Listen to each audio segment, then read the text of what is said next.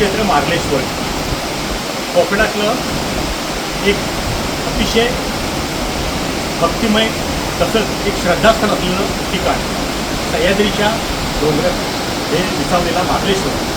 आपण या मार्लेश्वरच्याच या परिसरात आज आपण या ठिकाणी उभे आहोत.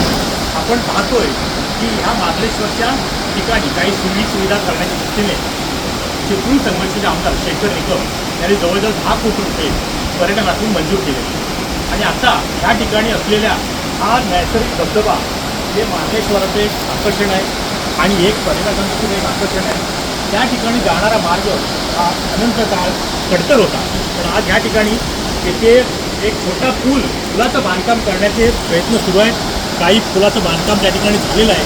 पावसामुळे या ठिकाणी आपण तिथपर्यंत पोहोचू शकत नाही आहे, पण एकंदरीतच शेखर निकम आमदार यांनी दिलेल्या निधीतून या ठिकाणी आता सभा मंडपाचं काम होणार आहे. या ठिकाणी पर्यटन निवास होणार आहे. त्याचबरोबर अतिशय महत्त्वाचा हा या ठिकाणचा आर्च ब्रिज म्हणजे साधारणपणे तरंगता पूल असं आपण म्हणतो तो या ठिकाणी जवळजवळ 6 कोटी रुपये खर्च करून तो उभारण्यात येत आहे.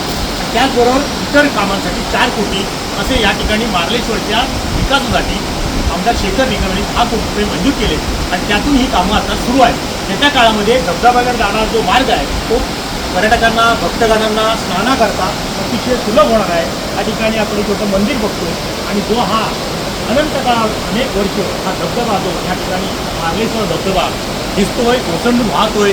पावसाळी दिवस आहेत, वातावरण अतिशय आल्हाददायी आहे, निसर्गाच्या सान्निध्यात आपण वावरतोय आणि त्यामुळे एकंदरीतच हे सारा परिसर पाहिला तर आपण या ठिकाणचं आमदार शेखर निकम यांनी दिलेल्या निधीतून आता ह्या काही पर्यटकांना भक्तगणांना एक चांगल्या प्रकारची सोय होणार एवढं मात्र नक्की.